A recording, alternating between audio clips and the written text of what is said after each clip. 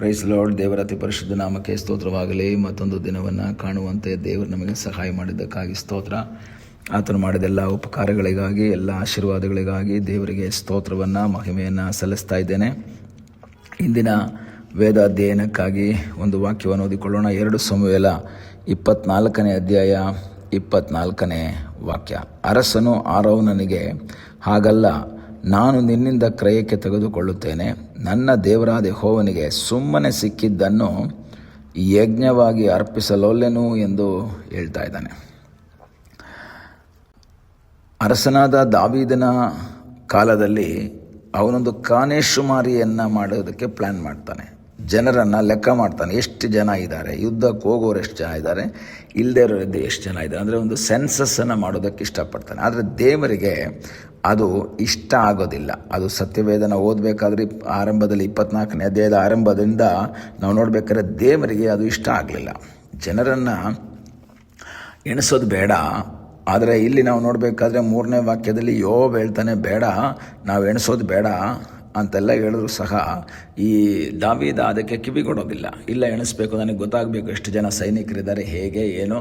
ಆ ಕಾರಣ ಏನು ಅಂದರೆ, ಒಂದು ಯುದ್ಧ ಬಂದಾಗ ಅವ್ರು ಎಷ್ಟು ಜನ ತೊಗೊಂಡು ಬರ್ತಾರೆ, ಆವಾಗ ನಮ್ಗೆ ಎಷ್ಟಿದೆ, ಆವಾಗ ನಮ್ಮ ಬಲ ಏನು, ಅವರ ಬಲ ಏನು, ಕಂಪೇರ್ ಮಾಡುವುದಕ್ಕಾಗೆಲ್ಲ ಈ ದಾವೀದನು ಒಂದು ಪ್ಲ್ಯಾನ್ ಮಾಡ್ತಾನೆ. ಆದರೆ ದೇವರಿಗೆ ಅದು ಇಷ್ಟ ಆಗಲ್ಲ. ದೇವರು ಸಂಖ್ಯೆ, ಕೆಲಸ, ಇದೆಲ್ಲ ಸೆನ್ಸಸ್ ಎಲ್ಲ ಆಗಿದ ತಕ್ಷಣ ದೇವರು ಪ್ರವಾದಿಯನ್ನಲ್ಲಿ ಕಳಿಸ್ಕೊಡ್ತಾನೆ. ಈಗ ನೀನು ಮೂರ್ಖತನದಿಂದ ಈ ಸಮಸ್ಯೆ ಮಾಡಿದೆಯಾ, ಏನು ಬೇಕಿವಾಗ, ಏನು ನಿನಗೆ? ಗಾದ್ ಪ್ರವಾದಿ ಬಂದು ಕೇಳ್ತಾನೆ, ನಿನಗೇನು? 3 ವಿಧವಾದ ಶಿಕ್ಷೆಗಳನ್ನು ನಿನ್ನ ಮುಂದೆ ಇಡ್ತಾ ಇದ್ದೀನಿ. 12ನೇ ವಾಕ್ಯ. ಅವುಗಳಲ್ಲಿ ಯಾವುದನ್ನು ನಿನ್ನ ಮೇಲೆ ಬರಬೇಕು? ಈಗ ಆಲ್ರೆಡಿ ನೀನು ಈ ಥರ ಕಾನೇಶುಮಾರಿ ಮಾಡಿರೋದ್ರಿಂದ 3 ಥರ ಶಿಕ್ಷೆ ನಿನ್ನ ಮೇಲೆ ನಾನು ಕೊಡಬೇಕು ಅಂತ ಬಂದಿದ್ದೀನಿ.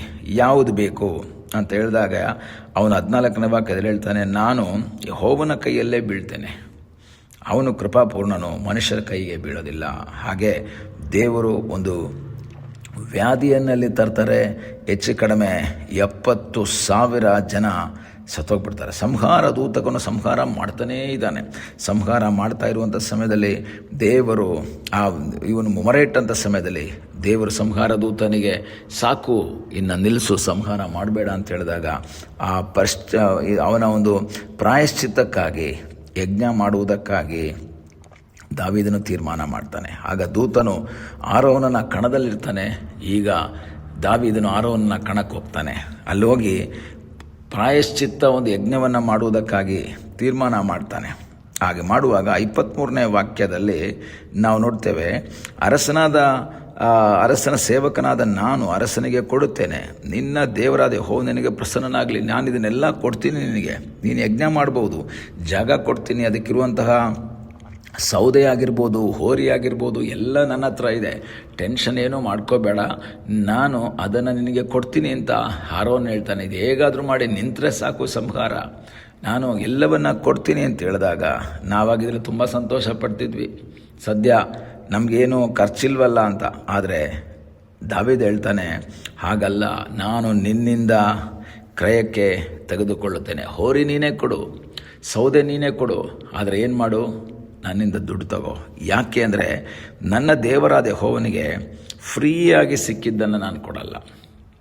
ಆರಾಧನೆ ಅನ್ನೋದು ಫ್ರೀಯಾಗಿ ಮಾಡುವಂಥದ್ದಲ್ಲ. ಆರಾಧನೆಯಲ್ಲಿ ಏನಿದೆ? ಖರ್ಚಿದೆ. ದುಡ್ಡಿನ ಖರ್ಚು ಮಾತ್ರ ಅಲ್ಲ ಹೇಳ್ತಾ ಇರೋದು, ನನ್ನ ಶ್ರಮ, ನನ್ನ ಪರಿಶ್ರಮ. ಇವತ್ತು ಬಂದು ಯಾವುದೇ ರೀತಿಯ ಒಂದು ಖರ್ಚಿಲ್ಲದ ಒಂದು ಆರಾಧನೆಗೆ ಬಂದುಬಿಟ್ಟಿದ್ದಾರೆ ಜನ. ಮನೆಯಲ್ಲೇ ಕೂತಿರ್ತಾರೆ, ಆನ್ಲೈನಲ್ಲಿ ಟಿ ವಿಯಲ್ಲಿ ನೋಡ್ತಾರೆ, ಇಲ್ಲ ಮೊಬೈಲಲ್ಲಿ ನೋಡಿಕೊಂಡು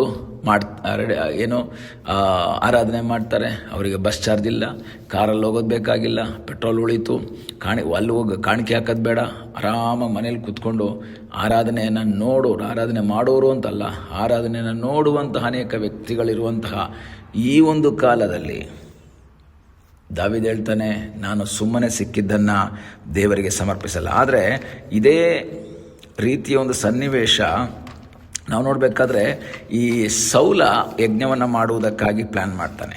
ಅವರು ಅಮಾಲೇಕರನ್ನು ಪೂರ್ಣವಾಗಿ ನಾಶ ಮಾಡು ಎಂಬುದಾಗಿ ದೇವರು ಹೇಳಿ ಕಳಿಸ್ತಾರೆ. ಇವನೇನು ಮಾಡ್ತಾನೆ, ಅಮಾಲೇಕರ ಆ ಪಶುಗಳನ್ನೆಲ್ಲ ವಾಪಸ್ ತಗೊಂಡು ಬರ್ತಾನೆ. 15ನೇ ಅಧ್ಯಾಯ 1 ಸಮುವೇಲ 15 ಹೇಳುತ್ತೆ, ಸೌಲನು, ಜನರು ನಿನ್ನ ದೇವರಾದ ಯೆಹೋವನಿಗೋಸ್ಕರ ಯಜ್ಞ ಸಲ್ಲಿಸುವುದಕ್ಕಾಗಿ ಅಮಾಲೇಕ್ಯರ ಕುರಿದನಗಳಲ್ಲಿ ಮೇಲ್ತರುಗಳನ್ನು ಉಳಿಸಿ ತಂದಿದ್ದಾರೆ. ಯಜ್ಞ ಮಾಡುವುದಕ್ಕಾಗಿ ಅಮಾಲೇಕ್ಯರ ಆ ಪಶುಗಳನ್ನು ತಗೊಂಡು ಬಂದಿದ್ದಾರೆ ಜನ, ಇನ್ಕ್ಲೂಡಿಂಗ್ ಈ ಸೌಲ. ಆದರೆ ದಾವೀದನ ಸ್ವಭಾವ ಡಿಫ್ರೆಂಟ್ ಆಗಿತ್ತು. ಯಾರೋ ಒಬ್ಬ ಫ್ರೀಯಾಗಿ ಕೊಡ್ತೀನಿ ಅಂತ ಹೇಳಿದಾಗ ಅವನು ಹೇಳ್ತಾನೆ, ಇಲ್ಲ ನಾನು ಫ್ರೀಯಾಗಿ ತಗೊಳ್ಳಲ್ಲ, ನಾನು ದೇವರಿಗೆ ದುಡ್ಡು ಕೊಟ್ಟು ಖರ್ಚು ಮಾಡಿ ಆರಾಧನೆ ಮಾಡೋದಕ್ಕೆ ಇಷ್ಟಪಡ್ತೀನಿ. ಯಾಕೆಂದರೆ ನಿಮ್ಮ ಜೀವಿತದಲ್ಲಿ ನಾನು ಸಹ ಖರ್ಚು ಮಾಡಿ ದೇವರನ್ನು ಆರಾಧನೆ ಮಾಡಬೇಕು. ನನ್ನ ಸಮಯ ಖರ್ಚು ಮಾಡಿ, ನನ್ನ ಆರೋಗ್ಯ ಖರ್ಚು ಮಾಡಿ, ನನ್ನ ಬಲವನ್ನು ಖರ್ಚು ಮಾಡಿ, ನನ್ನ ಹಣವನ್ನು ಖರ್ಚು ಮಾಡಿ ನಾನು ದೇವರನ್ನು ಆರಾಧಿಸಬೇಕು. ಕಾರಣ ನನಗೋಸ್ಕರ ಕ್ರಯ ಕೊಟ್ಟಂಥ ಒಬ್ಬ ದೇವರಿದ್ದಾನೆ, ನನಗಾಗಿ ಪ್ರಾಣ ಕೊಟ್ಟಂಥ ಒಬ್ಬ ದೇವರಿದ್ದಾನೆ. ಈ ದಿವಸಗಳಲ್ಲಿ ಕರ್ತನಿಗಾಗಿ ವೆಚ್ಚವಾಗುವುದಕ್ಕಾಗಿ, ಕರ್ತನಿಗಾಗಿ ನಮ್ಮನ್ನೇ ಪೂರ್ಣವಾಗಿ ಸಮರ್ಪಿಸುವುದಕ್ಕಾಗಿ ದೇವರು ನಮಗೆ ಸಹಾಯ ಮಾಡಲಿ. ಪ್ರಾರ್ಥನೆ ಮಾಡೋಣ. ನಮ್ಮನ್ನು ಬಹಳವಾಗಿ ಪ್ರೀತಿ ಮಾಡುವ ಪರಲೋಕದ ತಂದೆಯಾದ ದೇವರೇ, ಸಮಯಕ್ಕಾಗಿ ಸ್ತೋತ್ರ. ಈ ಸಮಯದಲ್ಲಿ ಮತ್ತೊಂದು ಆವರ್ತಿ ನಿನ್ನ ಸನ್ನಿಧಾನದಲ್ಲಿ ನಾವು ಬಂದಿದ್ದೇವೆ. ತಲೆಬಾಗಿರುವಂಥ ನಿನ್ನ ಮಕ್ಕಳನ್ನು ಕರ್ತನೆ ನಿನ್ನ ಆಶೀರ್ವಿಸು. ನಿನ್ನ ಕೃಪೆ, ನಿನ್ನ ಆಶೀರ್ವಾದ, ನಿನ್ನ ಸಾನ್ನಿಧ್ಯ ಮಕ್ಕಳ ಸಂಗಡ ಇರಲಿ ಅಪ್ಪ. ನಿನಗಾಗಿ ಪ್ರಯೋಜನವಾಗುವ ಹಾಗೆ, ತಮ್ಮನ್ನೇ ಪೂರ್ಣವಾಗಿ ಸಮರ್ಪಿಸಿಕೊಳ್ಳುವ ಹಾಗೆ ನೀನು ಸಹಾಯ ಮಾಡು. ಪ್ರಾರ್ಥನೆಯನ್ನು ಕೇಳಿದ್ದಕ್ಕಾಗಿ ನಿನಗೆ ಸ್ತೋತ್ರ. ಯೇಸುವಿನ ನಾಮದಲ್ಲಿ ತಂದೆಯೇ, ಆಮೇನ್. God bless you.